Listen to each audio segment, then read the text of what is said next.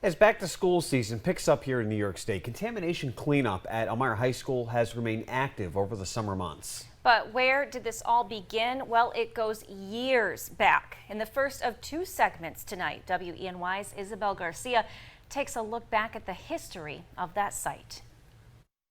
It's a story told time and time again. Contamination cleanup efforts at Elmira High School have been ongoing for over a decade now. But how did we get to this point? Our journey first takes us to the Chemung Valley History Museum, where archivist Rachel Dorkin helps us dive deep into the past. It was mostly farmland until 1907, when the Willis Murrow Company built their plant there. So they originally manufactured parts for the Willis Murrow and Overland cars. So it was things like brakes and other gears and other car components. During World War I, the plant also made engines for Curtiss Jenny airplanes before it went out of business in 1934.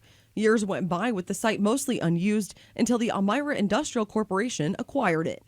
In the following year, they were able to bring in Remington Rand, which manufactured typewriters and other office equipment. And during World War II, they manufactured the Norden bomb sight and some other war production materials.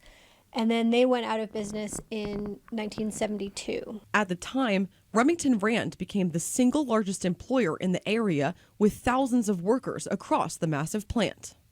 I mean, they were doing a lot of things with heavy metals and with oils and all sorts of stuff that they weren't really thinking about having a long-term impact. And, they didn't know the health risks, so they were just dumping it. The Elmira School District purchased a portion of the former Remington Rand site in 1977, erecting the building for the first group of students who made up the 79-80 class.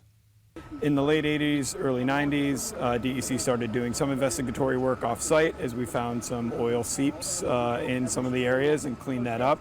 And we had other information that came to light that showed us that there might be some issues within the area. The environmental focus on surrounding areas into the 90s and early 2000s kept leading DEC back to the school.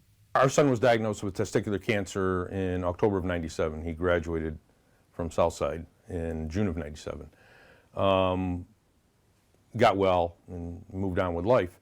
But in early 2000, my wife was a nurse at St. Joe's. She came home and she goes, geez, I was talking with some folks and they said that 13 kids had been diagnosed with cancer since '97.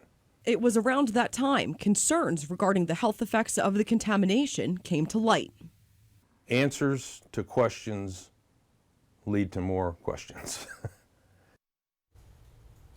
And really for the Petros family, along with other community members as well, this has really been a give and take for the past 20 years now in order to continue asking more questions, seeking that info, and getting the latest information.